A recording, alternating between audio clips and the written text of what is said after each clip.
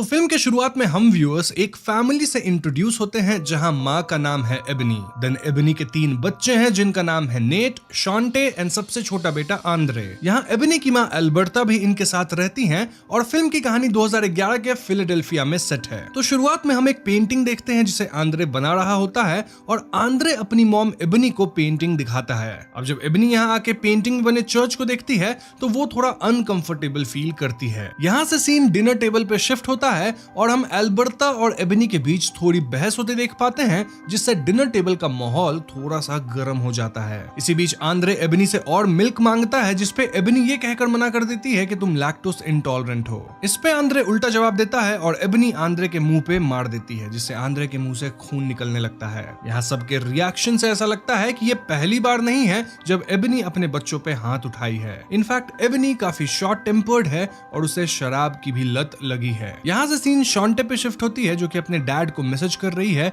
और हमें पता चलता है कि डैड इनके साथ नहीं रहते। तभी अचानक शॉन्टे को कुछ बदबू आने लगती है जिस पर वो दोनों बॉयज को ब्लेम करती है। यहाँ हम एबनी को देखते हैं जिसे एक मक्खी परेशान कर रही थी और मक्खी के सोर्स को ढूंढते हुए एबनी बेसमेंट के पास पहुंच जाती है जहाँ पे और भी मक्खियां थी। ऐसे में एबनी इन मक्खियों को भगा के बेसमेंट का दरवाजा बंद कर देती है। ना आधी रात को आंद्रे फ्रिज से दूध निकाल के एकदम अजीब तरीके से पी रहा था। तभी अचानक विंडो पे कुछ टकराने की आवाज आती है और चेक करने पे आंद्रे एक रेवन बर्ड को देखता है जो विंडो से टकरा कर घायल हो गया था। खैर अगली सुबह एबनी की बातों से हम समझ पाते हैं कि ये फैमिली हाल ही में इस घर में शिफ्ट हुई है और इनकी फाइनेंशियल कंडीशन भी काफी खराब है। एबनी जब नेट के क्लोजेट में कपड़े रख रही होती है तो उन्हें एक शराब की बोतल और कुछ पैसे मिलते हैं। ऐसे में जब नेट स्कूल से लौटता है तो एबनी उससे इस बारे में पूछती है और नेट का कहना था कि वो ये बोतल एबनी से ही छुपा के रखा था क्योंकि एबनी को शराब की लत लगी है ना कि नेट को। इस पॉइंट तक हम व्यूअर्स क्लियरली समझ गए होते हैं कि ये एक बहुत ही डिसफंक्शनल फैमिली है जहां बच्चों पे हाथ उठाना भी आम बात है। ऑल्दो एबनी अपने बच्चों से प्यार भी बहुत करती है। वैसे आगे के सीन्स में ये भी क्लियर होता है कि एल्बर्टा भी शायद एबनी पे बचपन में हाथ उठाती थी, मतलब एल्बर्टा भी अच्छी माँ नहीं थी और एबनी का वो ट्रॉमा शायद अपने बच्चों पे निकल रहा है। खैर आगे हम बैकयार्ड में आंद्रे को किसी से बात करते देखते हैं जबकि आंद्रे के आसपास कोई नहीं था। जब एबनी आंद्रे से इस बारे में पूछती है तो आंद्रे कहता है कि वो किसी ट्रे नामक बंदे से बात कर रहा है जो कि उनके ही घर पे रहता है। एबनी इस बात को इग्नोर करती है और वो अब भी मक्खियों से परेशान थी जो कि बेसमेंट के डोर पे काफी नंबर्स में थे। अब उस रात हम आंद्रे को बेसमेंट में जाते हुए देखते हैं और एबनी भी कुछ आवाज सुन के उठ जाती है। एबनी को नीचे बेसमेंट का दरवाजा खुला हुआ दिखता है और वो उसे बंद करके वापस सोने चली जाती है। Anyways next day Alberta hospital जाती है जहां वो डॉक्टर से थोड़ा फ्लर्ट करती है और आगे हम समझ पाते हैं कि एल्बर्टा को कैंसर है। जी हाँ, वो अपना कीमोथेरेपी करवाने यहाँ हॉस्पिटल में आती थी। अब एल्बर्टा के इलाज का पैसा एबनी भर रही थी जिसके बारे में अब तक एल्बर्टा को नहीं पता था, लेकिन आज हॉस्पिटल में वो ये बात जान जाती है। घर आके वो एबनी को इस बारे में कन्फ्रंट करती है और यहाँ हम दोनों को इमोशनल होते देख पाते हैं। अब रात में एबनी को सपने में एक आदमी उसकी तरफ आता दिखाई देता है जिससे एबनी डर के नींद से उठ जाती है और उसे अचानक रूम का दरवाजा अपने आप बंद होता हुआ दिखाई देता है। एबनी को लगता है कि घर में कोई चोर घुसा है और चेक करने पे एबनी को बेसमेंट का दरवाजा खुला मिलता है। बेसमेंट से बहुत तेज बदबू आ रही थी और ऐसे में एबनी तुरंत दरवाजा बंद करती है और किचन में जाके उल्टी करने लग जाती है। तभी यहाँ नेट आता है जो कि एबनी से अपने पैसे मांगता है जो कि एबनी नेट के क्लोजेट से उठाई थी। नेट क्लियरली कहता है कि ये पैसे उसे उसके डैड भेजते हैं ताकि वो यहाँ से बाहर निकल सके। इस बात पे एबनी गुस्सा होकर नेट को थप्पड़ मार देती है और यहाँ नेट भी गुस्से में अपनी माँ एबनी को धक्का दे देता है। इन्हें हाथापाई करता देख आंद्रे भाग के आता है जो कि फिसल के गिर जाता है। खैर तो इस सब हाथापाई के बाद एबनी नेट के पैसे वापस उसके ड्रॉ में रख देती है और नेट से घर ना छोड़ के जाने की बात भी कहती है। अब यहाँ से सीन नेक्स्ट डे पे आता है जहाँ क्लीनिंग सर्विस वाले एबनी के बेसमेंट से एक मरी हुई बिल्ली निकालते हैं। इसके बाद यहाँ सिंथिया नाम की एक लेडी आती है जो कि एक चाइल्ड सर्विस ऑफिसर थी। दरअसल एबनी अपने शॉर्ट टेम्पर के कारण एक बार जेल जा चुकी थी और ऐसे में चाइल्ड सर्विस ऑफिसर तो एबनी और उसके बच्चों की हाल खबर लेंगे ही ना। तो हाँ, इसीलिए सिंथिया यहाँ आई थी और आते ही सिंथिया देखती है कि शॉन्टे के हाथ में चोट के निशान है। पूछने पे शॉन्टे कहती है कि उसे याद नहीं कि ये निशान उसे कैसे आए। सिंथिया आंद्रे को भी लिंप करता हुआ देखती है और पूछने पे आंद्रे कहता है कि उसे प्लेग्राउंड में चोट लग गई। ये सब सुन सिंथिया एबनी से अकेले में बात करती है और इनकी बातों से हम समझ पाते हैं कि एबनी का हस्बैंड उसके साथ नहीं है और वो अब बच्चों की कस्टडी भी चाहता है। इसीलिए वो कोर्ट में एबनी पे शराब पीने और ड्रग्स लेने का इल्जाम लगा दिया है। सिंथिया भी क्लियरली क्लियरली समझ गई थी कि एबनी अपने बच्चों पे हाथ जरूर उठाती है और ऐसे में सिंथिया एबनी से अपनी लाइफ को फिक्स करने कहती है, वरना जल्द ही वो अपने बच्चों से हाथ धो देगी। इस सब कॉन्वर्सेशन के दौरान हम घर के बाहर एक लेडी को देखते हैं जो कि इन पे नजर रख रही थी। यहाँ से सीन शॉन्टे की बर्थडे पार्टी पे शिफ्ट होता है और एबनी शॉन्टे को एक न्यू फोन गिफ्ट करती है जिससे दोनों काफी बॉन्ड करते हैं। इसके बाद एबनी बच्चों को सोने भेज देती है, लेकिन थोड़ी देर बाद ही एबनी को बेसमेंट से आवाज आती है। चेक करने पे वो पाती है कि आंद्रे बेसमेंट में अपना सर दरवाजे पे पटक रहा था। एबनी फौरन आंद्रे को होश में लाके पूछती है कि वो ऐसा क्यों कर रहा था। इस पे आंद्रे कहता है कि वो ट्रे से बात कर रहा था जो कि बेसमेंट के होल में या फिर उसके क्लोजेट में रहता है। एबनी आंद्रे की बातों पे ध्यान नहीं देती और उसे सोने भेज देती है। खैर बर्थडे पार्टी अब भी चल रही थी और एबनी यहाँ पी के नाचने लगती है। इससे एल्बर्टा बिल्कुल खुश नहीं होती क्योंकि ऑफ कोर्स एबनी फिर से शराब के नशे में धुत थी। अब उस रात एबनी को फिर से आवाज आती है और इधर बच्चों को भी ये आवाज सुनाई देती है। यहाँ हम आंद्रे को अपना क्लोजेट घूरते हुए भी देखते हैं और इस सबसे एबनी गुस्सा होकर इनके कमरे में आती है और दरवाजा बंद कर देती है। इसके ठीक बाद एल्बर्टा को कुछ टकराने की आवाज आती है। इनफैक्ट वो बच्चों को चिल्लाते हुए भी सुनती है। एल्बर्टा फौरन रूम में चेक करने जाती है जहाँ वो पाती है कि बच्चे डर के कोने में बैठे हुए हैं और एबनी अजीब स्टेट में वहाँ पड़ी हुई थी। पूछने पे आंद्रे कहता है कि एबनी गुस्से में उन सब को मार रही थी। एबनी इससे तुरंत इनकार करती है, लेकिन एल्बर्टा फौरन ही एबनी को इस कमरे से बाहर भेज देती है। खैर अगली सुबह बच्चों के स्कूल जाते वक्त हम उसी लेडी को उनके पीछे आते देखते हैं जो उन पे नजर रख रही थी। अब स्कूल में तीनों बच्चे अजीब सी हरकतें करते हैं। लाइक नेट ब्लैक एड्स वाली बात पर टीचर के सामने अजीब तरीके से हंसने लगता है। वहीं आंद्रे पूप खाते हुए टीचर के ऊपर भी फेंक देता है। इनफैक्ट शॉन्टे भी अपनी क्वाय टीचर को अजीब से घूरते हुए उनके पास जाती है और यहाँ शॉन्टे ब्लीड कर रही थी। ऐसे में तीनों बच्चों को चेकअप के लिए हॉस्पिटल ले जाया जाता है और एबनी फौरन बच्चों से मिलने यहाँ आती है। बच्चों के सारे रिपोर्ट्स नॉर्मल आए थे, लेकिन डॉक्टर ये बात जरूर नोटिस कर ली थी कि बच्चों के शरीर पे चोट के निशान है, which means एबनी जरूर बच्चों को मारती पीटती है। खैर चेकअप वगैरह के बाद एबनी बच्चों के साथ घर आती है और वो आंद्रे को नहलाने लगती है। तभी एबनी फोन की घंटी सुन के नीचे आती है जहाँ एल्बर्टा दीवार पे क्रॉस लगा रही थी। ये देख एबनी को गुस्सा आ जाता है और वो इसी बात पे एल्बर्टा से बहस करने लग जाती है। अब आंद्रे के आवाज देने पर जब एबनी ऊपर जाती है तो वो पाती है कि नेट आंद्रे को बाथ टब में डुबो रहा था। जी हाँ दोस्तों, एबनी फौरन नेट को आंद्रे से दूर करती है और अब तक एल्बर्टा भी यहाँ आ गई थी। अब आंद्रे यहाँ अपनी ग्रैंड माँ को अजीब तरह से घूर रहा था और आंद्रे को देख के ऐसा लग ही नहीं रहा था कि जस्ट कुछ सेकंड्स पहले उसे डुबाया जा रहा था। इस सीन से क्लियर था कि यहाँ जरूर कोई इविल पावर है जो कि आंद्रे को पोजेस करके रखी है। इनफैक्ट आंद्रे बाकी दोनों बच्चों को भी कंट्रोल कर पाता है, जैसे उसने अभी नेट को कंट्रोल करके उससे ये करवाया। अब प्रॉब्लम्स और बढ़ती है जब अगली सुबह सिंथिया वापस आती है। सिंथिया एबनी से बच्चों को स्कूल भेजने कहती है, लेकिन एबनी का कहना था कि इस घर में कुछ तो है जो कि इनके परिवार को बीमार कर रही है। सिंथिया उसकी बातों पर भरोसा नहीं कर रही थी और वो बच्चों से मिलने की बात कहती है। इस पर एबनी गुस्सा होकर सिंथिया से कहने लगती है कि वो माँ नहीं है ना, इसलिए वो एबनी की हालत नहीं समझ सकती। इसके जवाब में सिंथिया उसे बताती है कि उसका बेटा हुआ करता था जो कि 7 साल की उम्र में ही एक कार एक्सीडेंट में मारा गया।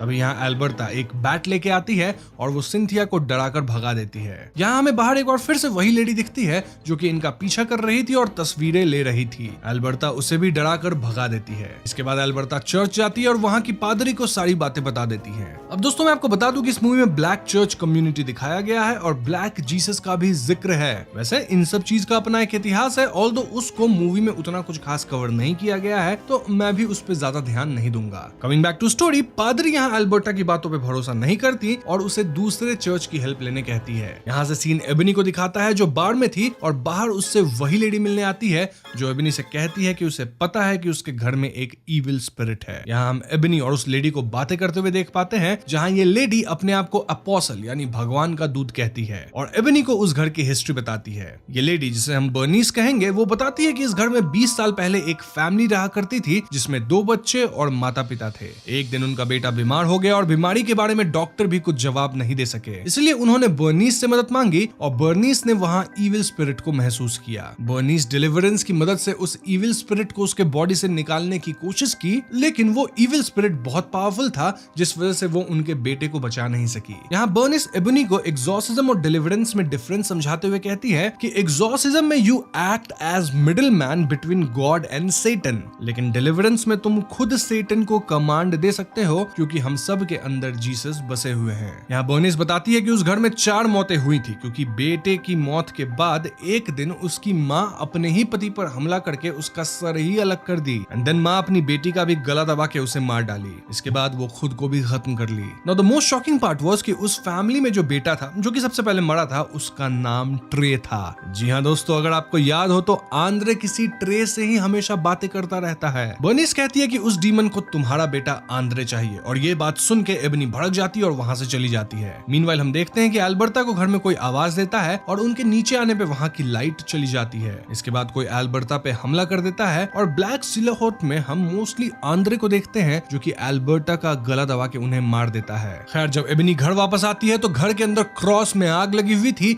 और वहां एल्बर्टा की लाश भी पड़ी हुई थी। इसके बाद पुलिस आती है और अगले दिन सिंथिया भी यहाँ पहुंच गई थी जो कि उस जले हुए क्रॉस की पिक्चर ले रही थी। वहीं एबनी बच्चों को लेकर दूसरी जगह जा रही होती है और कार में आंद्रे एबनी से कहता है कि एल्बर्टा की मौत एबनी की वजह से हुई है। ऐसा कहते ही आंद्रे की आंखें ब्लैक हो जाती है जिसे देख एबनी डर जाती है और वो गाड़ी रोक के वहां से चिल्लाते हुए एक बाड़ में जाकर मदद मांगती है। कुछ लोग उसकी मदद करने के लिए आगे आते भी हैं और कार के अंदर देखने पे उन्हें बच्चे सोए हुए दिखाई देते हैं। Now of course this depicts कि एबनी की ही मेंटल स्टेट खराब है। यहाँ सीन कट होता है और आगे हम एबनी को एक हॉस्पिटल में देख पाते हैं जहाँ डॉक्टर उससे कुछ सवाल पूछ रही होती है। बेसिकली यहाँ एबनी का साइकियाट्रिक इवैल्यूएशन हो रहा था। पहले तो एबनी झूठ बोलती है पर डॉक्टर के दोबारा पूछने पे वो कहती है कि हाँ मुझे कुछ आवाजें सुनाई देती है। यहाँ सिंथिया भी थी विच मीन्स कि सिंथिया एबनी को रिपोर्ट कर दी है और अब एबनी से उसके बच्चे छीन लिए जाएंगे। एबनी को पता चलता है कि नेट और शॉन्टे को चर्च के फॉस्टर केयर में भेजा जा रहा है और आंद्रे को हॉस्पिटल में भर्ती किया जा रहा है। एबनी यहाँ बच्चों को रोकने की कोशिश करती है पर कोई उसकी बातें नहीं सुनता। अब सिंथिया के कहने पे एबनी को तो एडमिट नहीं किया जाता जिस कारण एबनी निकल के यहाँ से सीधा बर्निस के पास जाती है और उससे मदद मांगती है। एबनी और बर्निस की बातों से हम समझ पाते हैं कि बचपन में एबनी के साथ एक आदमी गलत किया था और वही आदमी एबनी के सपनों में भी आता रहता है। उस टाइम पे एबनी गॉड से मदद मांगी थी लेकिन एबनी को मदद नहीं मिली जिसके बाद से ही एबनी का गॉड पर से भरोसा उठ गया था। इस पे बर्निस एबनी को फिर से गॉड पे भरोसा करने कहती है जिसके बाद दोनों मिलकर गॉड से माफी मांगते हैं और उन पे भरोसा बनाए रखने की बात करते हैं। मीनवाइल हम आंद्रे को देखते हैं जिसे हॉस्पिटल में बेड से बांध कर रखा गया था और कुछ नर्स उसे कंट्रोल करने की कोशिश कर रही थी क्योंकि Andre was very violent. Basically Andre बहुत अजीब बिहेव करने लग गया था जहां वो ग्राउल और हिस कर रहा था एंड सिंथिया भी अपनी आंखों से ये सब देख रही थी। आंद्रे सिंथिया को देखकर उसके बेटे की बात करने लग जाता है और अपने आप को आजाद करके दीवार पर चढ़ने लग जाता है। ये सब देख सिंथिया शॉक्ड हो जाती है एंड इट वाज क्लियर कि आंद्रे के साथ कुछ तो पैरानॉर्मल जरूर है। वहीं दूसरी तरफ एबनी नर्स के कपड़े पहनकर हॉस्पिटल में एंटर करती है और वो आंद्रे को वहां से अगवा करके ले जाती है जिसमें बर्निस भी एबनी की मदद कर रही थी। यहाँ बर्निस आंद्रे को अपने घर लाती है और इविल स्पिरिट को डिलीवरेंस प्रक्रिया की मदद से आंद्रे की बॉडी से बाहर निकालने की कोशिश करती है। पर आंद्रे यहाँ एल्बर्टा का रूप लेके एबनी को मैनिपुलेट करने की कोशिश करता है और कामयाब ना होने पर उसे भला बुरा कहने लगता है। यहाँ एल्बर्टा तड़पने का नाटक करने लगती है और हंसते हुए बर्निस को ताने मारती है कि कैसे वो ट्रे को नहीं बचा सकी थी। इसके बाद अचानक वो यहाँ से गायब हो जाती है। मीनवाइल हम देखते हैं कि नेट और शॉन्टे भी इन सब चीजों से इफेक्ट हो रहे थे और नेट तो यहाँ खून की उल्टियां कर अपने आप को नोचते हुए बाहर भागने लगता है। यहाँ डीमन फिर से आंद्रे का रूप ले लेता है और बर्निस पर बुरी तरह से हमला कर देता है। इसके बाद आंद्रे फिर गायब हो जाता है और हमले के कारण बर्निस अब मरने वाली हालत में थी। मरने से पहले वो एबनी को होली वाटर देती है और कहती है कि एबनी को अपने डर पे काबू पाना होगा तभी वो इस डीमन को हरा सकती है। यहाँ से एबनी अपने घर जाती है और बेसमेंट में उसे आंद्रे मिलता है। एबनी उस पे होली वाटर छिड़कती है और ऐसे में डीमन अब एबनी का ही रूप लेकर उसे मारने लगता है। इनफैक्ट उसका गला दबाने लग गया था। इसके बाद एबनी को अपने बच्चों के साथ बिताए हुए मेमोरीज फ्लैश होती हैं और उसे एल्बर्टा की आवाज सुनाई देती है जो उसे गॉड से बात करने कहती है। इस पॉइंट पे एबनी को kind of near death experience होता है और हम उसे लेविटेट होते हुए देखते हैं। लेकिन जब एबनी को होश आता है तो वो खुद को डीमन के सामने देखती है जो कि एबनी के रूप में ही था और एबनी इस डीमन से अपना बच्चा मांगती है। डीमन एबनी को मैनिपुलेट करने की कोशिश करता है कि तुमसे कोई प्यार नहीं करता, ना तो तुम्हारे बच्चे प्यार करते हैं और ना तुम्हारी माँ प्यार करती थी। लेकिन एबनी काफी डिटरमिन्ड थी। इनफैक्ट वो डीमन को कमांड देने लगती है और कहती है कि मेरी माँ भी मुझसे प्यार करती है और गॉड मेरे अंदर ही है। एंड ऑफ कोर्स अगर वो जीसस की बच्ची है, गॉड उसके अंदर है, तो वो कमांड दे सकती है, डीमन को डिलीवरेंस कर सकती है। बस फिर क्या था, इन बातों का डीमन पे असर पड़ने लगता है और अचानक हम देखते हैं कि एबनी ट्रांस जैसे स्टेट में चली जाती है और वो एक अलग लैंग्वेज में प्रे करने लग जाती है। इसका असर हम नेट और शांटे पे भी देख पाते हैं जहां ये दोनों क्रूसीफाई वाले स्टेट या पोजीशन में आ चुके थे। देखते ही देखते ये डीमन जलने लगता है और उसे वापस हेल में खींच लिया जाता है। डीमन के वापस जाते ही नेट और शांटे ठीक होने लगते हैं और उनके बॉडी के घाव भी भरने लगते हैं। इनफैक्ट एबनी को आंद्रे भी सही सलामत मिल जाता है। तो इसके बाद हम व्यूअर्स को थोड़ी दिन बाद का समय दिखाया जाता है जहां सिंथिया एबनी से मिलने जाती है और हम देखते हैं कि एबनी एक घर छोड़कर जा रही है। बच्चे फिलहाल तो फॉस्टर केयर में ही थे, लेकिन 6 महीने बाद एबनी को अपने बच्चों की कस्टडी भी मिल जाती है। ये पूरी फैमिली वापस फिलाडेल्फिया जा रही थी और एबनी अपने बच्चों को बताती है कि वो अपने पति से भी रिश्ते सुधारने की कोशिश कर रही है। ऑफ कोर्स ये सुन के बच्चे भी खुश थे और इसी पॉइंट पे फिल्म भी खत्म हो जाती है। तो दोस्तों ये थी द डिलीवरेंस फिल्म की कहानी और अब हम यहाँ कुछ थियरीज पे बात कर लेते हैं। सो पहली थियरी तो काफी सिंपल है, जहाँ सच में उस घर में कोई इविल स्पिरिट थी जो कि एबनी और उसके परिवार को परेशान कर रही थी। लेकिन जब एबनी वापस से गॉड पे भरोसा करती है तो वो डीमन से ना सिर्फ लड़ती है बल्कि डीमन को हरा भी पाती है। लेकिन दूसरी थियरी थोड़ी सी अलग है। अगर आप गौर करें तो थ्रू आउट फिल्म हमें एबनी को हमेशा गुस्से में दिखाया गया है और वो अपने बच्चों पे भी हाथ उठाती थी। इनफैक्ट एबनी की फाइनेंशियल कंडीशन भी खराब थी और वो अक्सर शराब के नशे में रहती थी। एबनी को अपने बचपन का भी ट्रॉमा था, जहां मोस्टली एबनी की माँ भी उसे मारा पीटा करती थी। यही ट्रॉमा कहीं ना कहीं एबनी को वॉयलेंट बना दिया था और पूरी फिल्म एबनी के वॉयलेंस को एज घोस्ट पोर्ट्रे करी है। आई मीन एबनी को लगने लगा कि उसके साथ सब गलत किसी स्पिरिट की वजह से होने लग गया है, और अगर माँ को ऐसा लग रहा है तो बच्चे भी ऑफ कोर्स यही मानने लगेंगे ना। फिल्म के दौरान सिंथिया एक सीन में एबनी से कहती है कि बच्चे ये सब इसलिए कर रहे हैं क्योंकि तुम ऐसा चाहती हो कि ये सब हो। ओवरऑल ये एक डिसफंक्शनल फैमिली थी जहां फैमिली ट्रॉमा एक जनरेशन से दूसरे में ट्रांसफर हो रही थी। तो हाँ, इस दूसरी थियरी के हिसाब से भूत वाला कोई सीन था ही नहीं, it was all generational trauma, although मैं पहली थियरी को ही मानता हूँ। इसके अलावा हम ब्लैक जीसस और ब्लैक चर्च कम्युनिटी को भी देख पाते हैं जिसकी अपनी ही एक हिस्ट्री है। उस पार्ट को मैं इस वीडियो में कवर नहीं करूंगा क्योंकि फिल्म में भी उस पर ध्यान नहीं दिया गया है। बट नोट करने वाली बात यह है कि एबनी आखिर में किसी अफ्रीकन लैंग्वेज में प्रे करती हुई दिखाई देती है जो उसके एथनिसिटी को दिखाता है, जिसे वो लास्ट में एक्सेप्ट करी एंड तभी तो वो डीमन को हरा पाती है। अब ये तो थी फिल्म की कहानी एंड थियरीज, लेकिन जैसा मैंने बताया था कि फिल्म एक सच्ची घटना पे आधारित है। इनफैक्ट फिल्म के एंड क्रेडिट में हमें रियल लाइफ फैमिली और उस घर को दिखाया जाता है जहां ये सब एक्चुअली में हुआ था। अब रियल स्टोरी ये है कि एक फैमिली रेंटल हाउस में शिफ्ट करती है और उन्हें अपने घर में कुछ सुपरनैचुरल चीजें महसूस होती है, जैसे एक परछाई दिखना और बेसमेंट से बदबू आना वगैरह वगैरह। उन्होंने चर्च की मदद ली और एग्जॉर्सिज्म करवाया, जिसके बाद वो घर छोड़ दिए एंड उसके बाद से उस घर में कोई नहीं रहा। इनफैक्ट उस घर को 2016 में गिरा भी दिया गया। लोग आज भी उस घर वाले एरिया में सुपरनैचुरल चीजें फील करते हैं, लेकिन इसका कोई सबूत नहीं है। तो दोस्तों मूवी के ओपनिंग सीन में हम एक आदमी को एक बड़ी सी बोरी कैरी करके एक जगह पर ले जाते हुए देखते हैं जहां हर तरफ छोटे छोटे फायर जल रही थी। इस सेटिंग को देखकर ऐसा लग रहा था मानो यहाँ ब्लैक मैजिक परफॉर्म किया जा रहा हो और इस जगह पे कुछ लोग गैदर्ड थे जहां औरतें बुर्का पहनी हुई थी। यहाँ वो ओपनिंग सीन वाला आदमी अपनी बोरी में से 6 से 7 साल का बच्चा निकालता है हु वाज अनकॉन्शियस और वो बच्चे को पकड़कर उसका सर एक स्टोन पर रखता है। इसके बाद हम एक और आदमी को देखते हैं जो अपने साथ एक नाइफ लेकर आता है और वो इस बच्चे की आंखें चेक करता है। बच्चे की एक आंख में एक ब्लैक स्पॉट था जिसे देखने के बाद वो आदमी बाकी सबको बताता है कि इस बच्चे की आंख में चाबी है और ऐसा कहने के बाद वो उस बच्चे का गला उसी स्टोन पर काट देता है। इसके बाद एक लेडी यहाँ आकर इस स्टोन को पानी से साफ करती है और ये पूरा सीन देखने के बाद इट वॉज वेरी क्लियर कि ये किसी तरह का रिचुअल था और अभी अभी इन लोगों ने एक बच्चे को सैक्रिफाइस किया है। यहाँ से सीन शिफ्ट होकर इस मूवी के मेन कैरेक्टर से फोकस करता है जिनका नाम यास्मीन, बिलेल और वालिद था। ये तीनों कॉलेज स्टूडेंट्स थे जो कि जर्नलिज्म की पढ़ाई कर रहे थे और इनकी आपस में काफ़ी अच्छी दोस्ती थी। नाउ कॉलेज के फाइनल सेमेस्टर के लिए इनके प्रोफेसर इन्हें एक इन्वेस्टिगेटिव प्रोजेक्ट देते हैं और इस प्रोजेक्ट के लिए सबको न्यू और एकदम डिफरेंट टॉपिक्स पिक करने थे। तो इसके बाद हम कॉलेज कैंटीन में वालिद को अपना लंच करते हुए देख रहे थे जहां यास्मीन और बिलेल उसे ज्वाइन करते हैं to discuss on their project. इसी बीच बिलेल वालिद की सैंडविच का एक बाइट लेता है जिसका टेस्ट उसे काफ़ी स्ट्रेंज लगता है।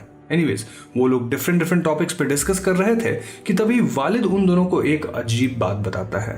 वो उन दोनों को बताता है कि उसकी मॉम की एक फ्रेंड की बेटी एक नर्स है जिसके हॉस्पिटल में एक मोंगिया नाम की पेशेंट है जिसे हॉस्पिटल के मोस्ट ऑफ द स्टाफ एक विच समझते हैं। दरअसल वो लगभग 20 साल पहले एक हाईवे पर नेकेड पाई गई थी जहां उसका गला आधा कटा हुआ था और पुलिस को उसके पास किसी तरह की कोई आईडी नहीं मिली थी। उसे फौरन हॉस्पिटल लाया गया था और हॉस्पिटल वालों ने ही उसे मोंगिया नाम दिया। कुछ दिन ट्रीटमेंट चलने के बाद मोंगिया बहुत मुश्किल से फिजिकली रिकवर हो पाई, बट देन उसकी मेंटल कंडीशन काफ़ी ज़्यादा बिगड़ने लगी। वो रात भर अकेले में कुछ बड़बड़ाती रहती थी और किसी से भी बात नहीं करती थी। शुरू शुरू में वो रात को अजीब तरह की आवाज़ें निकालती थी और धीरे धीरे उसका बिहेवियर वायलेंट होता गया, जिसके बाद वो हॉस्पिटल के स्टाफ पर अटैक करने लग गई। यही वजह है कि उसे बाकी पेशेंट से अलग रखा गया है। अब दोस्तों ये स्टोरी यास्मीन को अपने प्रोजेक्ट के लिए कुछ ठीक नहीं लगती और यास्मीन यहाँ वालिद से कहती है कि हॉस्पिटल अथॉरिटी उन्हें असाइलम में रिकॉर्डिंग करना अलाउ नहीं करेंगे। लेकिन दोस्तों वालिद इंश्योर्स देम कि वो अपनी दोस्त की मदद से सब कुछ अरेंज कर लेगा। फाइनली यास्मीन और बिलेल को इस पर अग्री करना पड़ता है। तो नेक्स्ट सीन में हम यास्मीन को शावर में देखते हैं, जहां उसे एक वुमेन जो कि बुर्के में कवर्ड थी अपनी तरफ आती हुई दिखती है। वो औरत यास्मीन के बाथटब का कर्टेन हटाती है और इसी के साथ यास्मीन की आंख एक चीख के साथ खुल जाती है। यास्मीन के नाना बशीर उसकी चीख सुनकर उसके रूम में आते हैं और वो यास्मीन से पूछते हैं कि उसने क्या देखा।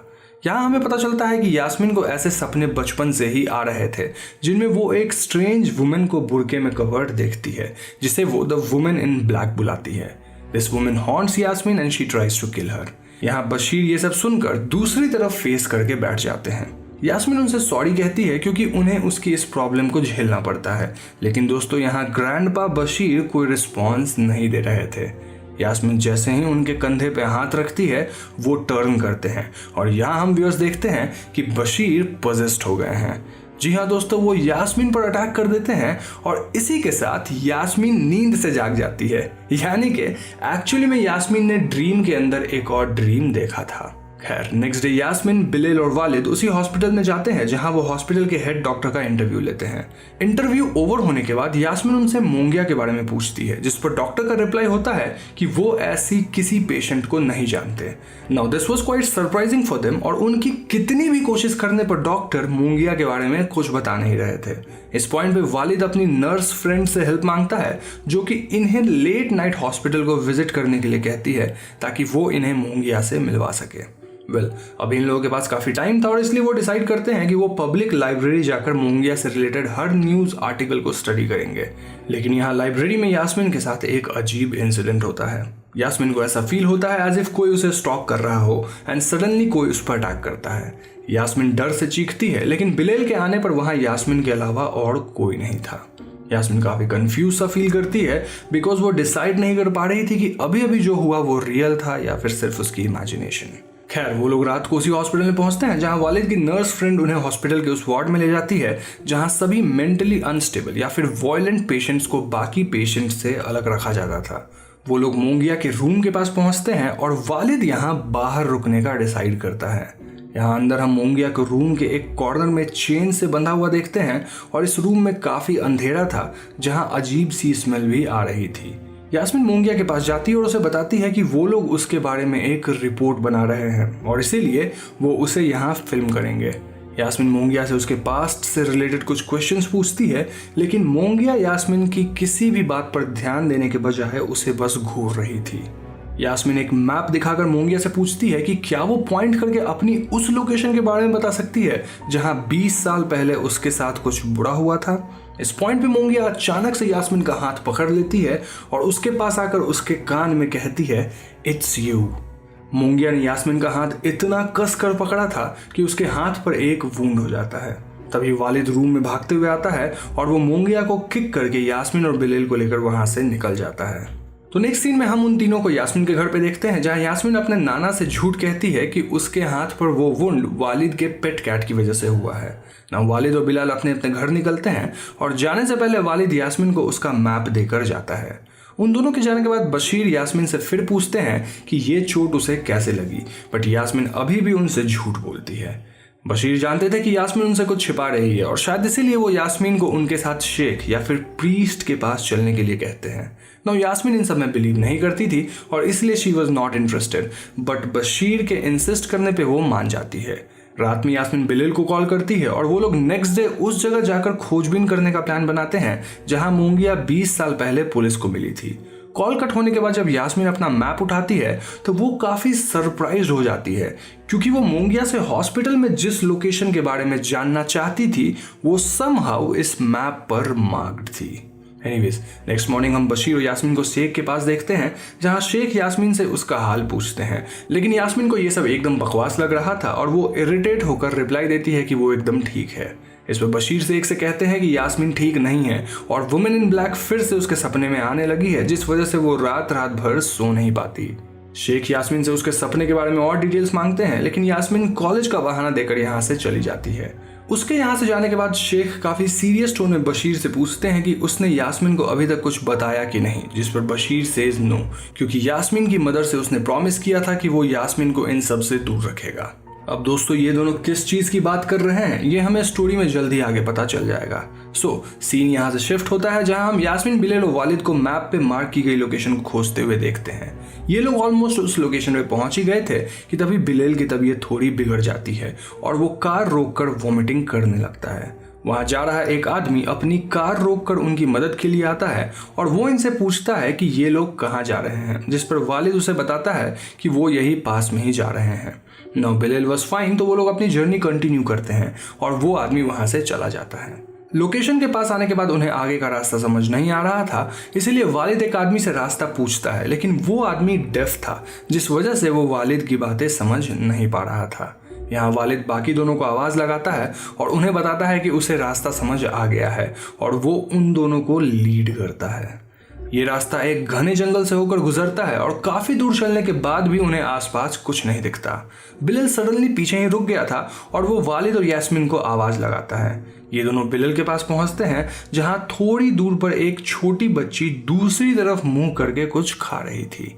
यास्मीन उसके पास जाने की कोशिश करती है, लेकिन ये बच्ची यास्मीन के पैरों की आवाज सुन लेती है और यहाँ हम देखते हैं कि उस बच्ची के मुंह से खून निकल रहा था और वो एक कौआ खा रही थी। जी हाँ दोस्तों, ये बच्ची इन तीनों की तरफ देखकर क्रीपली स्माइल करती है और उस आधे खाए हुए कौए को वहीं गिराकर भाग जाती है।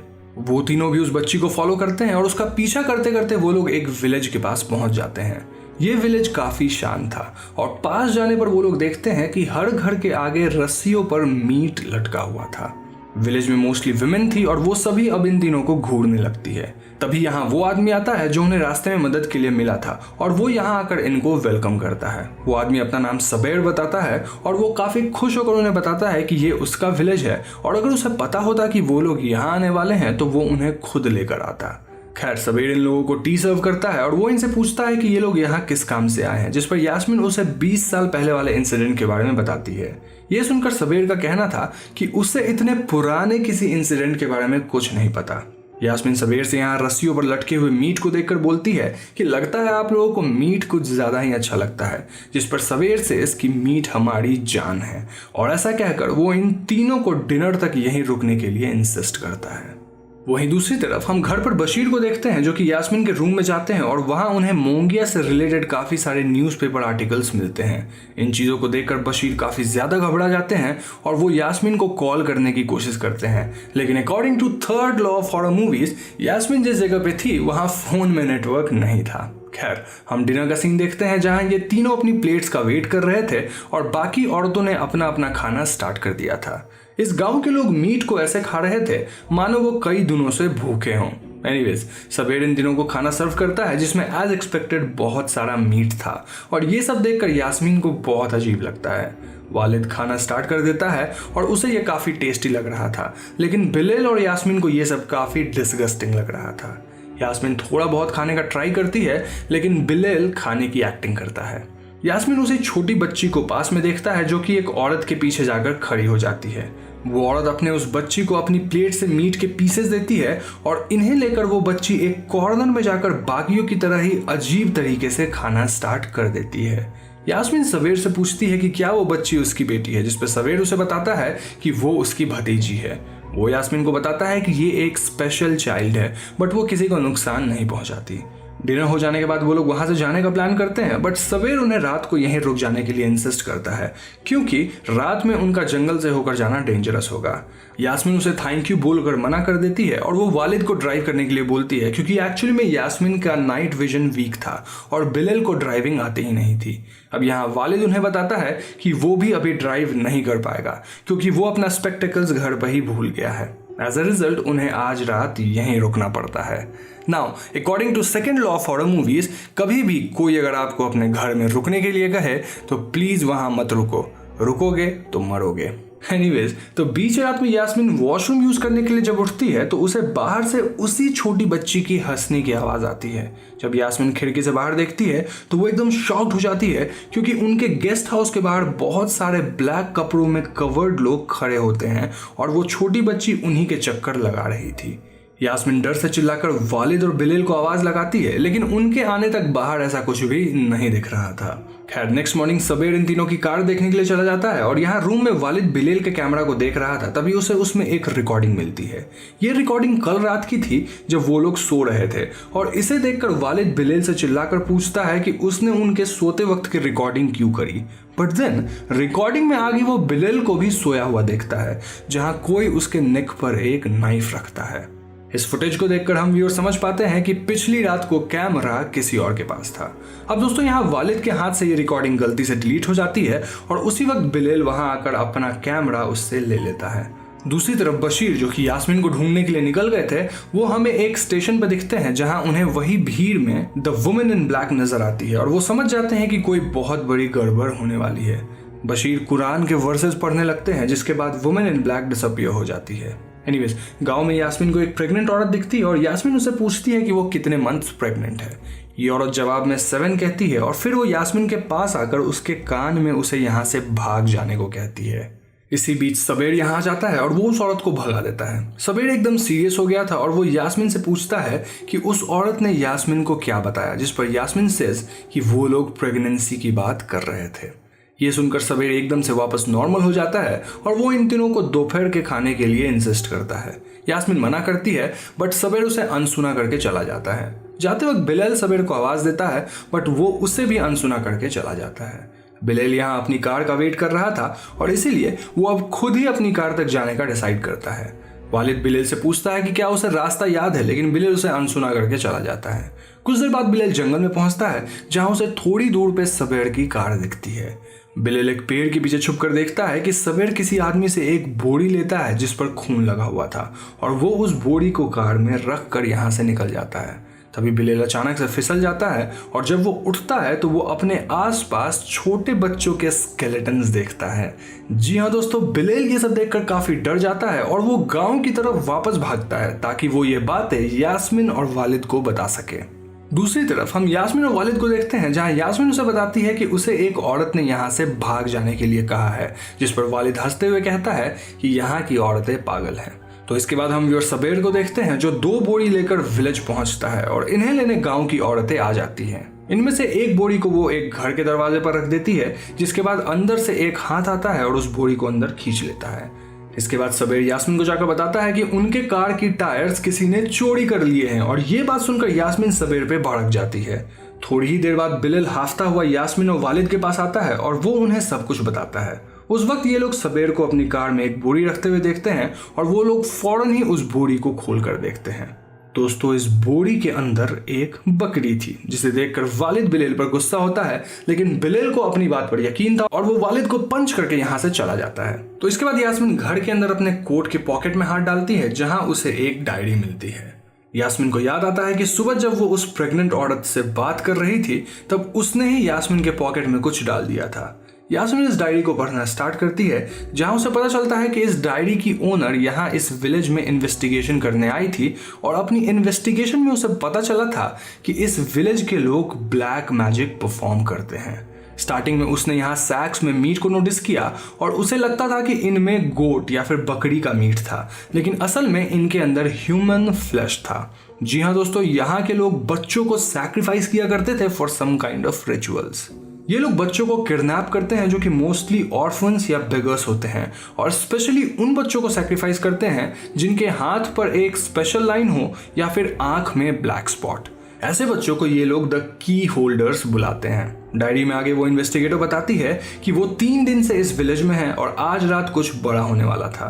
रात में उसने द वुमेन इन ब्लैक को देखा और उसके पीछे पीछे 2 और औरतों को देखा। वो उनका पीछा करती है और वहां 2 आदमी 2 बोरी लेकर आते हैं।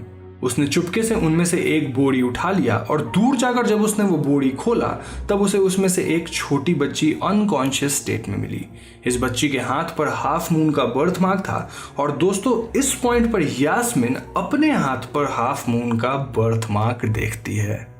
डायरी में आगे वो लेडी अपने फादर के पास भाग कर जाती है और उन्हें वो बच्ची थमा देती है। और दोस्तों, इस लेडी का फादर और कोई नहीं बल्कि बशीर था। जी हाँ दोस्तों, बशीर बच्ची को लेकर पुलिस को इन्फॉर्म करने जाता है और अपनी बेटी को भी साथ चलने के लिए कहता है, बट उसकी बेटी उसे मना कर देती है और दोबारा विलेज की तरफ जाती है टू टेक हर डायरी। लेकिन अब तक विलेज के लोगों को उसके बारे में पता चल गया था और वो उसे मारने आ जाते हैं।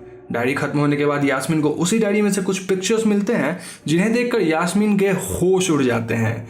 दोस्तों, ये डायरी किसी और की नहीं बल्कि मोंगिया की थी। यानी कि 20 साल पहले मोंगिया यास्मीन को ही बचा रही थी और तभी उन लोगों ने उसे पकड़ लिया था। अब यास्मीन को समझ आ जाता है कि हॉस्पिटल में मोंगिया ने उसके हाथ पर वो हाफ मून का बर्थ मार्क देख लिया था और इसलिए उसने कहा था इट्स यू। इन्हीं फोटोज में उसे मोंगिया के साथ सबेर की भतीजी की पिक मिलती है जहां उसका नाम रब्या लिखा हुआ था। But the strange thing was that कि रब्या 20 साल पहले भी इतनी ही छोटी थी और अब भी वो इतनी ही छोटी है। इस डायरी में रब्या के बारे में मोंगिया ने लिखा था कि उसने रब्या की 1920 की एक पिक्चर देखी थी और उसमें भी वो इतनी ही छोटी थी। इतने में ही यास्मीन को बाहर से चिल्लाने की आवाज आती है और जब वो बाहर जाती है तो बिलेल उसे बताता है कि सामने वाले घर में उस प्रेग्नेंट औरत की डिलीवरी चल रही है। उस घर के दरवाजे के बाहर ही रब्या खड़ी थी और तभी घर के अंदर एक औरत एक बड़ा सा ब्लेड लेकर एंटर करती है। बिलाल यास्मीन को बताता है कि ये लोग ब्लेड की हेल्प से डिलीवरी करेंगे, जो कि काफी स्ट्रेंज है। थोड़ी देर बाद एक औरत न्यू बॉर्न बेबी को लेकर बाहर आती है और वो उसे रब्या को दे देती है, जिसे लेकर रब्या भाग जाती है। यास्मीन रब्या का पीछा करती है और रब्या उस बच्ची को लेकर एक अबैंडन्ड बिल्डिंग में घुस जाती है। रब्या इस न्यू बॉर्न बेबी को एक रूम के आगे फेंक देती है और इस रूम के बाहर और भी कई बच्चों के स्केलेटन्स पड़े हुए थे। तभी अचानक रूम के साइड से एक विच क्रॉल करते हुए आती है और वो इस इन्फेंट को जिंदा ही खाने लगती है। यास्मीन ये सब अपने फोन में रिकॉर्ड कर रही थी, लेकिन उसी वक्त उसके फोन में एक मैसेज पॉप करता है जिसकी नोटिफिकेशन साउंड से रब्या का ध्यान उस पर आ जाता है। यास्मीन यहाँ से किसी तरह भागते हुए एक कमरे में जाती है जहाँ काफी बदबू आ रही थी। यास्मीन अपना फ्लैश लाइट ऑन करके देखती है कि वो किसी तरह के किचन में है जहाँ बहुत सारा मीट पक रहा था। यहीं एक टेबल पर क्लॉथ से कुछ ढका हुआ था जिसे अनकवर करने पे यास्मीन को वहां इंसान के ऑर्गन्स मिलते हैं। जी हाँ दोस्तों, यहाँ ह्यूमन फ्लैश ही पक रहा था और ये सब देखकर यास्मीन को वॉमिटिंग होने लगती है। इस कमरे में चारों तरफ ह्यूमन फ्लैश लटके पड़े थे। तो इसके बाद यास्मीन भागते हुए बिलेल के पास जाती है और वो यहाँ से निकलने की बात करती है कि तभी उनके दरवाजे पे कोई नॉक करता है। बिलेल दरवाजा खोलता है पर बाहर कोई नहीं था। सडनली रब्या एक ब्लेड लेकर भागते हुए बिलेल का पेट काट देती है और बिलेल वहीं पे मर जाता है। इसके ठीक बाद विलेज की औरतें वहां अपने अपने हाथ में चाकू लेकर आती है और वो बिलेल का फ्लैश नोचने लगती है। यास्मीन ये सब देखकर रोना स्टार्ट कर देती है क्योंकि अगली बारी उसी की थी। लेकिन दोस्तों, फॉर्चुनेटली एन वक्त पर बशीर वहां आ जाते हैं और वो कुरान के वर्सेस पढ़ने लगते हैं, जिसे सुनकर ये औरतें भाग जाती है। बशीर और यास्मीन यहाँ से भागते हैं और जंगल में वो दोनों भाग ही रहे थे कि तभी वालिद यास्मीन को आवाज देता है। वो दोनों पीछे मुड़कर देखते हैं तो वालिद वहां जख्मी हालत में पड़ा हुआ था। इसी समय विलेज में से विच के चिल्लाने की आवाज आती है, जिसके बाद आसमान से कई मृत कौवे गिरने लगते हैं। बशीर यास्मीन को यहाँ से भाग जाने के लिए कहते हैं और वो खुद वालिद को उठाकर लाने के लिए रुक जाते हैं। यास्मीन थोड़ा ही आगे बढ़ी थी कि तभी उसे बशीर की चीख सुनाई देती है और पीछे मुड़कर वो देखती है कि वालिद ने बशीर को मार दिया है। वालिद अब यास्मीन की तरफ बढ़ने लगता है और इससे पहले यास्मीन भाग पाती, कोई पीछे से उसके सर पर अटैक करता है। तो नेक्स्ट सीन में हम यास्मीन को बंधा हुआ देखते हैं जहां एक औरत यास्मीन का हाथ चेक करके बोलती है कि ये वही की होल्डर है और इसके बाद अंधेरे में से विच निकल कर बाहर आती है और यास्मीन को मार देती है। स्क्रीन ब्लैकआउट होता है और इसके बाद हम व्यूअर्स को इस विलेज से रिलेटेड कुछ रियल इमेजेस दिखाई जाती है and then the movie ends. तो दोस्तों, ये थी दशहरा मूवी की कहानी और अब मैं आपको इस फिल्म से रिलेटेड कुछ छोटी मोटी बातें बताऊंगा। So the first thing is that कि Dussehra is the name of the real village जिसके ऊपर इस मूवी का टाइटल है। दशहरा विलेज के लोग एक सैटानिक कल्ट से थे जो ट्रेजर और लॉन्ग लाइफ के लिए बच्चों को सैक्रिफाइस किया करते थे। ये लोग कुछ स्पेशल फीचर्स वाले बच्चों को द की होल्डर्स बुलाया करते थे एंड दे बिलीव्ड कि ऐसे बच्चों का सैक्रिफाइस देकर वो लॉन्ग लाइफ और ट्रेजर्स पालेंगे। रब्या इन्हीं में से एक विच थी जो कि एज नहीं कर रही थी, यानी कि वो काइंड ऑफ लॉन्जेटिविटी पा चुकी थी और धीरे धीरे करके बाकी विचेस भी बच्चों के सैक्रिफाइस से यही अचीव करना चाहती थी। यहाँ के लोग इन बच्चों को खाया भी करते थे और इसलिए जब बच्चों की किडनैपिंग बढ़ने लगी तब मोंगिया यहाँ इन्वेस्टिगेशन करने आई थी। मोंगिया सब जान गई थी और उसने यास्मीन को बचा लिया था, लेकिन शायद यास्मीन को कहीं ना कहीं ये सब याद रह गया था। इसीलिए बचपन से ही उसके ड्रीम्स में उसे द वुमेन इन ब्लैक दिखने लगी और जब उसने मोंगिया का केस स्टडी किया तब एक बार फिर वही सब उसे याद आने लगा। बात करें मूवी के सबसे बड़े प्लॉट ट्विस्ट की तो वो था वालिद। जी हाँ दोस्तों, वालिद एक्चुअली में इसी कल्ट का एक मेंबर था और वो यास्मीन को यहाँ तक लाने के लिए उनसे झूठ बोल रहा था। जब वो तीनों हॉस्पिटल गए थे तब वालिद मोंगिया के रूम के बाहर रुक गया था क्योंकि उसे डर था कि कहीं मोंगिया उसे पहचान न ले। आपने ध्यान दिया होगा कि यास्मीन के घर से जाते वक्त भी वालिद ने ही उसे उसका मैप दिया था, तो ऐसा हो सकता है कि उसने ही लोकेशन को मार्क किया हो। Now the other thing is कि वालिद हर बार सवेर को डिफेंड कर रहा था। फर्स्ट जब रात को कार ड्राइव करने की बात हुई तब वो बहाना बना देता है कि वो अपना स्पेक्टिकल्स भूल गया है। एक और छोटी सी डिटेल वालिद के ईटिंग हैबिट से कनेक्टेड है। मूवी के स्टार्टिंग सीन में जब बिलल वालिद का लंच खाता है तो वो बहुत अजीब था। वहीं दूसरी तरफ सवेर के यहाँ भी जब रात को सब डिनर कर रहे थे तब यास्मीन और बिलल थोड़ा हिचकिचा रहे थे, लेकिन वालिद मजे से खाना स्टार्ट कर देता है। It was all well planned ताकि वो 20 साल पहले बच गई की होल्डर यानी यास्मीन को वापस लाकर उसे सैक्रिफाइस कर सके।